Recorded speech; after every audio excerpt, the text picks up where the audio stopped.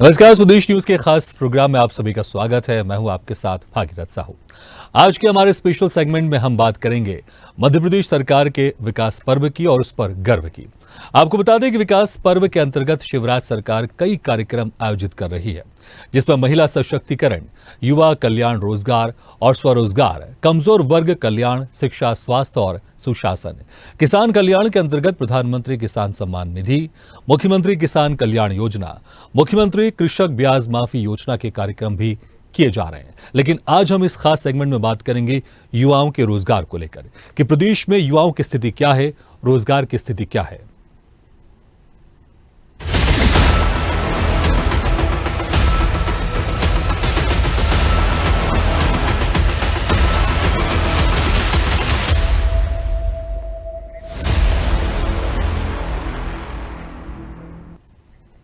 तो मध्य प्रदेश में भाजपा की शिवराज सरकार विकास पर्व मना रही है, जिसमें गरीब कल्याण के अंतर्गत प्रधानमंत्री आवास योजना, मुख्यमंत्री भू अधिकार योजना और तमाम कई योजनाएं शामिल है। अगर हम बेरोजगारी की बात करें तो राज्य के रोजगार कार्यालयों में पंजीकृत तकरीबन 39 लाख युवा हैं, जिसमें शिक्षित और अशिक्षित दोनों शामिल हैं। 37,80,679 युवा पढ़े लिखे और तकरीबन 1,12,000 के आसपास अशिक्षित हैं। 2021 से 2022 में 16.74 करोड़ रुपए रोजगार ऑफिसों पर खर्च किए गए हैं। सरकार ने बजट के 40,000 करोड़ खर्च ही नहीं किए और अक्सर इसको लेकर विपक्ष आरोप भी लगाता है। मध्य प्रदेश में 37 लाख आवेदन में 21 को सिर्फ नौकरियां मिली। सोचिए, 37 लाख आवेदन, सिर्फ 21 लोगों को नौकरियां।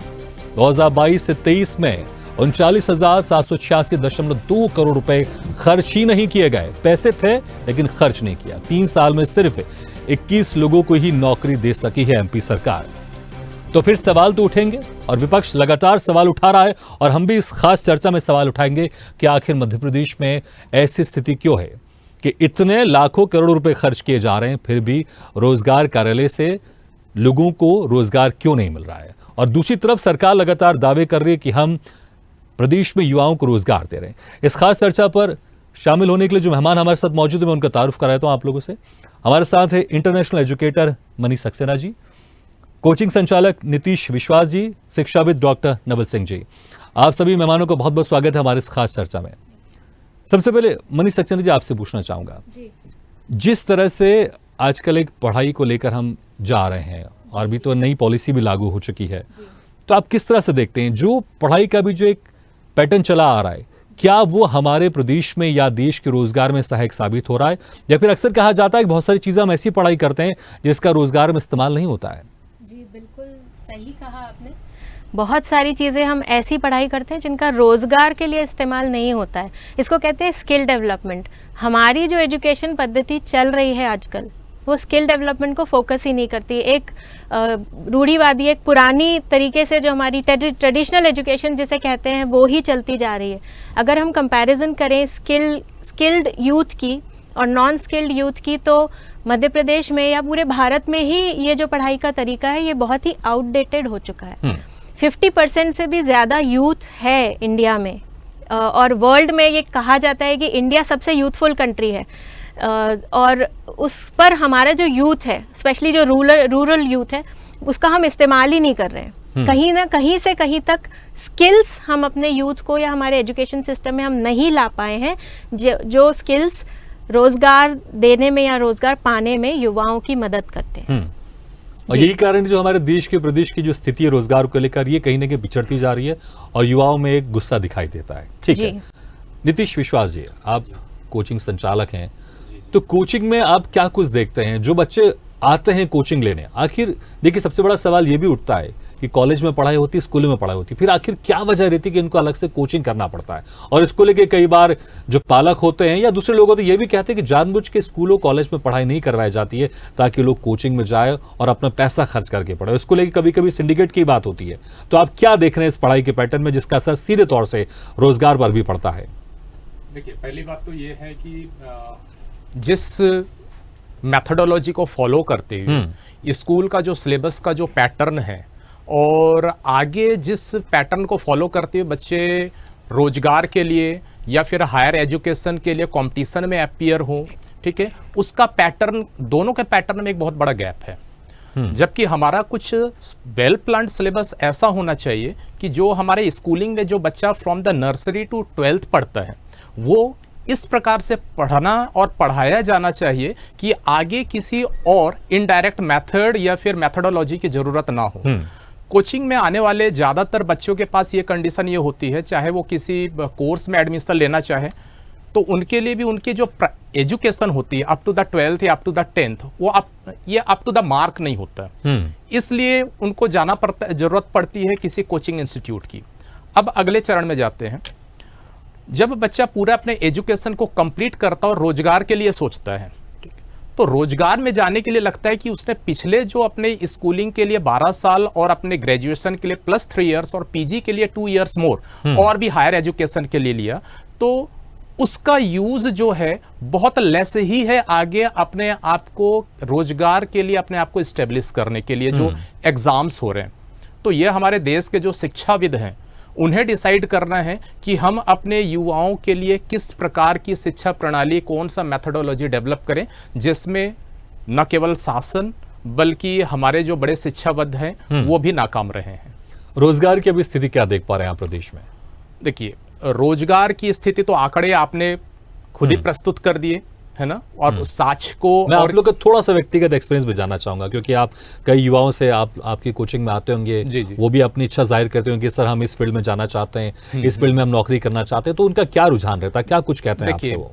बच्चों से लेकर के पेरेंट्स तक अपने आप में इतने ज्यादा कंफ्यूज होते हैं कि ऐसा कौन सा एजुकेशन, ऐसा कौन सा क्षेत्र हम चुन लें कि आगे जा कर के बोल पाए कि इसमें हमारी रोजगार सुनिश्चित है, ठीक है। ऐसा कोई भी स्ट्रक्चर, ऐसा कोई भी प्लानिंग प्रस्तुत करने में गवर्नमेंट आज तक पूरी तरह से फेल रही है, क्योंकि युवाओं के पास एनर्जी है, उनके पास टैलेंट है, वो उसी रास्ते में आगे बढ़ेंगे जिस चीज़ की प्लानिंग हमारा सिस्टम, हमारे शिक्षाविद, हमारे जो शासन है उनके सामने रखेंगे। एक युवा के लिए होता है कि वो बचपन से लेकर के एक युवा होते तक जिस रास्ते में चल रहा था वो पीछे पलट करके देखता है तो वो अपने आप को पाता है कि एक अंधे सुरंग में चल रहा था और अभी भी वो अंधेरे में है। और इसके बाद जो मैंने सवाल किया था कि प्रदेश में रोजगार की स्थिति कितनी बहुत ही भयावह है, बहुत ही भयावह है, ठीक है। यहाँ पर रोजगार, एक समय पहले शासकीय जो सेवाएं थी उसके तो दरवाजे पूरी तरह बंद हैं, आपने देखा, और इसके बाद दूसरा प्राइवेट क्षेत्र भी ऐसा होता जा रहा है कि युवाओं के पहुंच से बाहर होती चली जा रही है। डॉक्टर नवल सिंह जी, आपको मेरी बात सुनाई दे रही है? जी नवल सिंह जी, शिक्षा को लेकर सीधे रोजगार से जुड़ा रहता है, लेकिन अगर अभी हम प्रदेश के रोजगार की स्थिति की बात करें तो भयावह स्थिति है, क्योंकि कई हमने धरने प्रदर्शन देखे हैं, जो अनियमित कर्मचारी है वो नियमित होना चाहते हैं, और कई युवा ऐसे जो कहते हैं कि हम ग्रेजुएट हैं, हमने डिप्लोमा किया हुआ है, हम MBA पास है, हम इंजीनियर हैं, हम मैनेजर हैं, लेकिन हमें वो नौकरी नहीं मिल पा रही। अब इसका क्या वजह देख रहे हैं? क्या शिक्षा के पैटर्न में कहीं कुछ खराबी है, या फिर सरकार की जो रणनीति है, जो पॉलिसी, उसमें कमी है? जी, मैं तो सभी को पहले नमस्कार बोलता हूँ। मनीषा जी और नीतीश जी हैं हमारे साथ अभी, और ये बहुत अच्छा क्वेश्चन आप लोगों ने एक रेज कर रहे हैं आपके माध्यम से। और इसमें एक चीज मैं कहना चाहूंगा कि आपने अभी शिक्षित में बात की थी कि टोटल मध्य प्रदेश में इतने रोजगार कार्यालय में रजिस्टर्ड है, ठीक है सर, आंकड़ा। अब इसमें दो स्थिति आती है सर रोजगार से संबंधित कि क्या उनको शिक्षित किया गया है या स्किल किया गया है। भारत में दो तरह की शिक्षा प्रावधान चल रही है, मध्य प्रदेश नहीं पूरे इंडिया में। एक लिख लेने से ही शिक्षित नहीं हो जाता, वो भी बेरोजगार की श्रेणी में आ जाता है जी। तो पहले तो अपने को ये चेक करना पड़ेगा कि ये व्यक्ति शिक्षित है या स्किल शिक्षित है। दूसरी रीजन आपने रोजगार की स्थिति की बताई, बिल्कुल भयावह स्थिति है, उसमें सरकार भी जिम्मेदार है और युवा वर्ग भी जिम्मेदार है, मेरा कहना है। युवा वर्ग कैसे इसमें जिम्मेदार है? उसका जिम्मेदार, जी सर मैं बताने जा रहा हूँ। युवा वर्ग इसलिए जिम्मेदार है कि एक जो पैटर्न चला रहा है, जो मनीषा जी ने बोला कि हमारे जो एजुकेशन सिस्टम में पुरानी पद्धति को लेके चल रहा है। अभी मोदी जी ने नई एजुकेशन पॉलिसी भारत में लागू की, इम्प्लीमेंटेशन हुआ है, लेकिन उसमें भी एक मेरा कहना है कि कॉलेजेस में एजुकेशनल पॉलिसी जो लागू हुई न्यू, और स्कूलों में भी अब लागू हो गई है। उसको 9 से सर इसमें और भी चेंज करने की जरूरत है, और 9 से ही बच्चे को स्पेशलाइजेशन लेके आना होगा, स्किल्ड एजुकेशन देना होगा, तभी बेरोजगारी खत्म होगी। इसलिए लेकिन मैंने ये तो युवाओं सरकार को का बोला- काम है ना, सरकार डिसाइड नहीं, करती है कि सिलेबस बिल्कुल, क्या होता है। बिल्कुल बिल्कुल बिल्कुल सरकार की जिम्मेदारी में आ रहा हूँ सर। युवाओं का भी नाम मैं इसलिए लिया हूँ कि युवाओं के साथ दिक्कत क्या है, जैसे अभी नीतीश जी ने बोला कि अभी भी वो सुरंग में है, कंफ्यूज होते हैं। कोचिंग सेंटर में पेरेंट जाता है कि किस चीज का कोर्स करना है, किस चीज का एग्जामिनेशन दे। तो पहले उनको इस चीज के लिए तैयार करना होगा कि मेरे को कोर्स क्या करना है। अभी क्या हो रहा है सर कि जैसे आपका एक दोस्त है, दोस्त ने एक सब्जेक्ट चॉइस कर लिया कि आप मेरे को ये पढ़ना है, वो बच्चा उसी के पीछे लग जाता है। उसके आगे का फ्यूचर क्या है ये डिसाइड आज भी अपनी सोसाइटी का युवा नहीं कर पा रहा, जबकि भारत में बहुत सारे ऑप्शन है। और बेरोजगारी के संबंध में मैं बहुत बड़ा इसी को रीजन मानता हूँ कि आप एक पैटर्न को लेकर न चलें, बहुत सारे ऑप्शन है एजुकेशन का, और जो स्किल है आज वो रोजगार के सेक्टर में भारत में ही नहीं विदेशों में भी जा रहा है और हाई पैकेज में जा रहा है। इसलिए वर्ल्ड में अपने यहाँ के युवा की डिमांड सबसे ज्यादा है, चाहे वो एजुकेशन सेक्टर में जा रहे हो या जॉब सेक्टर में जा रहे हो। तो इसलिए मैंने युवा को भी जिम्मेदार बताया सर। दूसरी चीज मेरा कहना है कि न्यू एजुकेशन पॉलिसी जो लागू की गई है वो लागू तो कॉलेजेस में की गई है, स्कूलों में भी स्टार्ट हुई है, लेकिन मेरा कहना है कि आपने यूरोपियन कंट्रीज में देखी होगी और दूसरे जो वर्ल्ड की विश्व की जो जानी मानी यूनिवर्सिटीज है, वो लोग जो स्पेशलाइजेशन बच्चों को देते हैं, वो बच्चों को स्टूडेंट को जो देते हैं कि अगर सब्जेक्ट उसकी केमिस्ट्री मनपसंद है तो केमिस्ट्री में वो स्पेशलाइजेशन देके यहाँ तक बढ़ाते हैं कि वो नोबल तक जाता है। हमारे यहाँ पूरे कोर्सेज को इस तरह से मिला के किया गया है कि बच्चा ना केमिस्ट्री का रहता है, ना फिजिक्स का रहता है, ना कॉमर्स का रहता है, ना मैनेजमेंट का रहता है। ये एक सबसे बड़ा फैक्टर मेरे को समझ में आया। दूसरा रीजन आपने बताया कि MBA किया हुआ बच्चा है, डिप्लोमा किया हुआ है बच्चे को जॉब नहीं लगती। जॉब क्यों नहीं लगती? रीजन ये है कि आज इंडस्ट्री के जो लोग हैं वो स्किल वर्कर रखना चाहते हैं, ना कि डिग्री धारी को। तो स्टूडेंट के लिए जो मैंने युवाओं को लिए बोला कि आप अपने सब्जेक्ट को कितना कमान रखते हो, जो कमान रखता है वो बेरोजगार नहीं है सर आज। ठीक है। और तो जो कमान नहीं रखता वो बेरोजगार है। इसमें कहीं ना कहीं स्कूल कॉलेज की जो शिक्षा नीति है वो भी कुछ हद तक जिम्मेदार है, प्राइवेटेशन भी जिम्मेदार है, जो डिग्रियां बांटी जा रही है वो भी जिम्मेदार। ठीक है, तो इसको लेकर अक्सर चर्चा होती रहती है कि जो हमारे देश का पैटर्न है पढ़ाई का लेकर, ये कितना जॉब से मैच खाता है और ये इस पढ़ाई से कितना लोगों को जॉब मिलता है, इसको लेकर अक्सर बहस होती रहती है। इसलिए कोशिश की थी सरकार ने एजुकेशन पॉलिसी को बदल कर, लेकिन देखना होगा कि इससे कितना फायदा होता है। लेकिन मनीष सक्सेना जी, आपने बहुत सारे विदेशों के स्कूल पैटर्न या कॉलेज पैटर्न की जो पढ़ाई, वहाँ की जो एजुकेशन पैटर्न है, उसको आपने जरूर कंपेयर किया होगा हमारे देश से।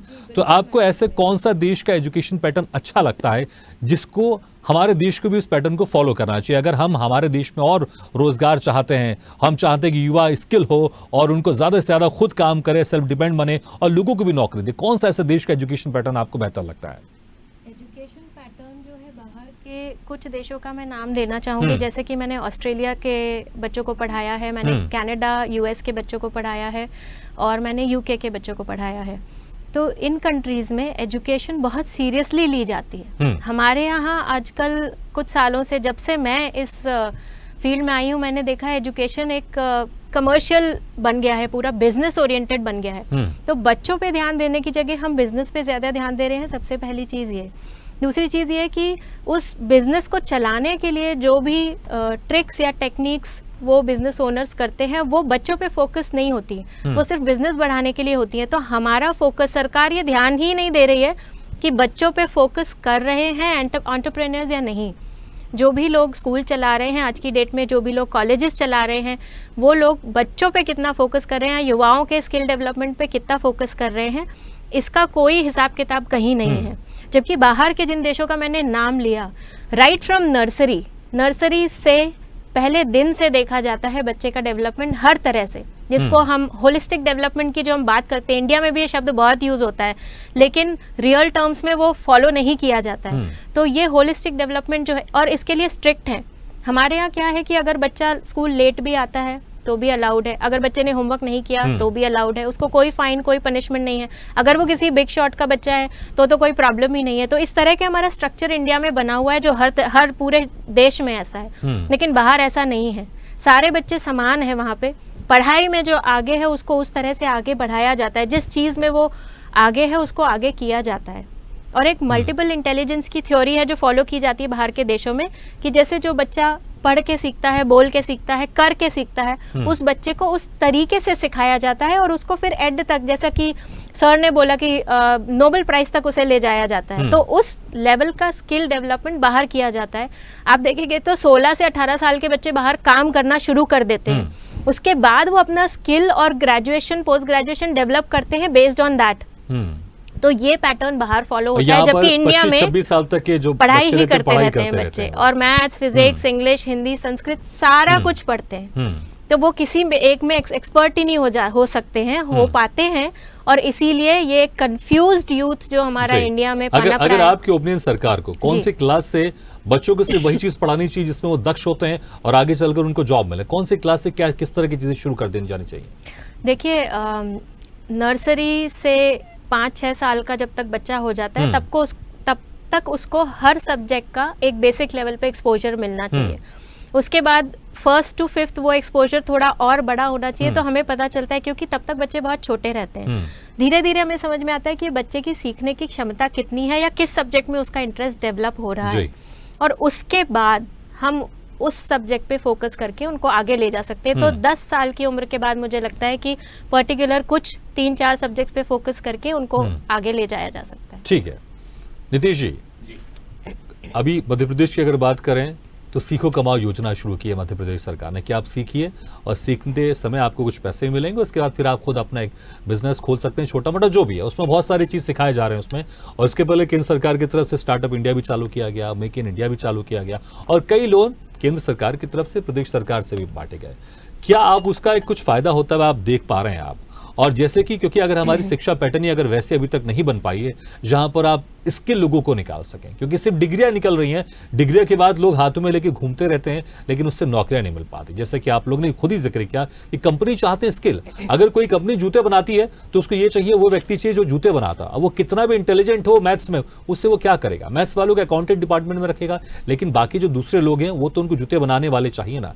तो क्या इस जो सारी योजनाएं शुरू हुई है, क्या ये योजनाएं सिर्फ दिखाने के लिए है? ये जमीनी स्तर पर बेहतर तरह से इसको नहीं इंप्लीमेंट किया जा रहा है, इस वजह से हमारे देश का जो रोजगार है, हमारे प्रदेश का जो रोजगार है, उसमें वो प्रतिशत नहीं है जो होना चाहिए? देखिए, बहुत ही अच्छा क्वेश्चन, और इसके पहले नवल सिंह जी ने भी और मनी मैम ने भी काफ़ी अच्छी बातें बोली। सबसे पहले तो जैसे कि नवल सिंह जी ने बात की कि शिक्षा का 2 उद्देश्य, स्किल या फिर शिक्षा। इस चीज़ में मैं एक चीज़ और ऐड करना चाहता हूँ, अवेयरनेस। और शिक्षा का जो अभी जो स्थिति चल रही है, तो वो जो प्लानिंग के अकॉर्डिंग तीनों ही उद्देश्यों को पाने में सफल नज़र नहीं आ रहा है। न बच्चे युवा स्किल्ड है, न शिक्षित है, ना ही अवेयर हैं।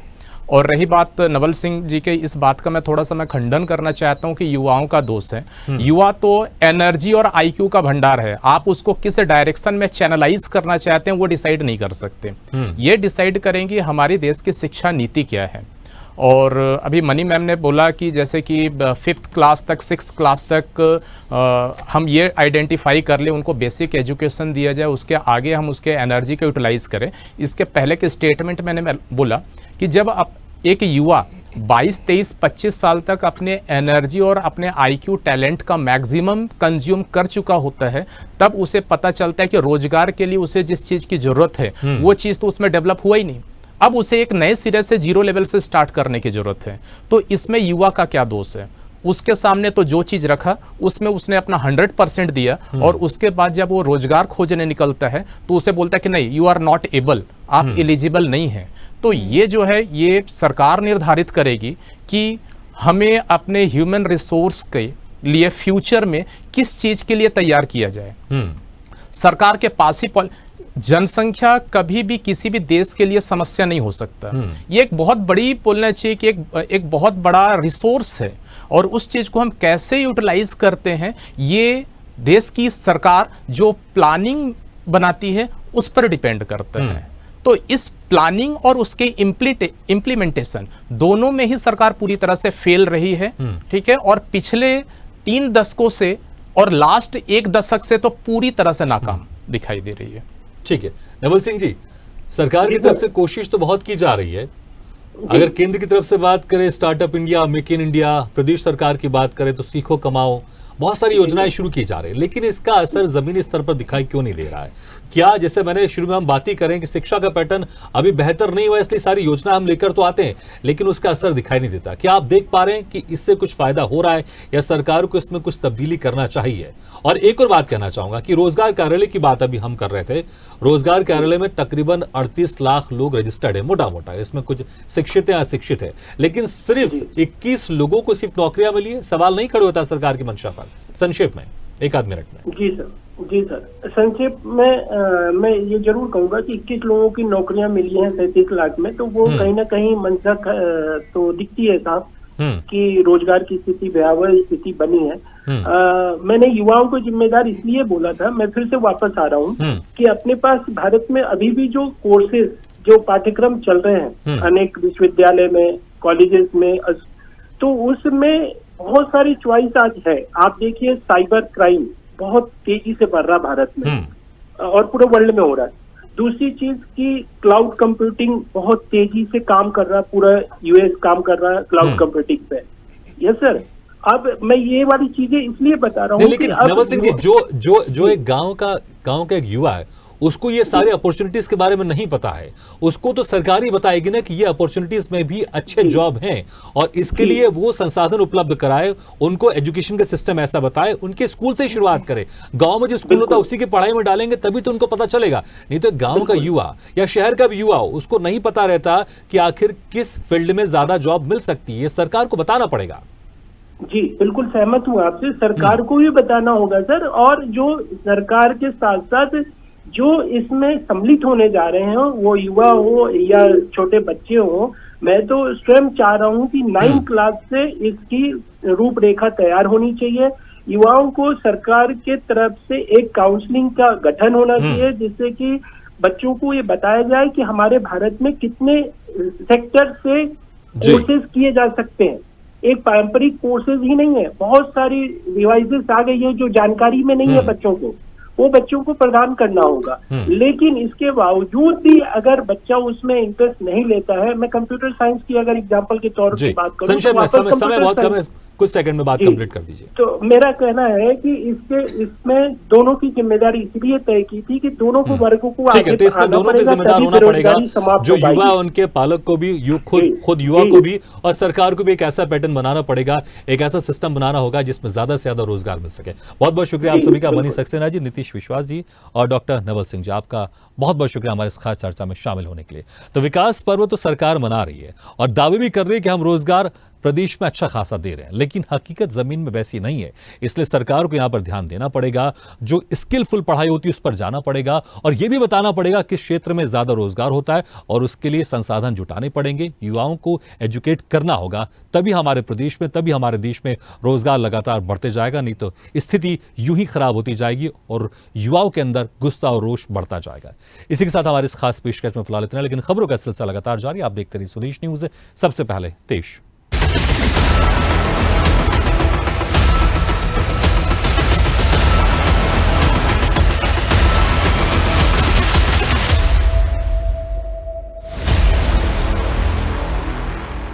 ऐसे ही वीडियोस के लिए लाइक करें, शेयर करें, फॉलो करें, YouTube पर जाकर सब्सक्राइब कर बेल आइकन दबाना ना भूलें, और ताजा अपडेट्स के लिए SwadeshLive.com पर जरूर जाएं।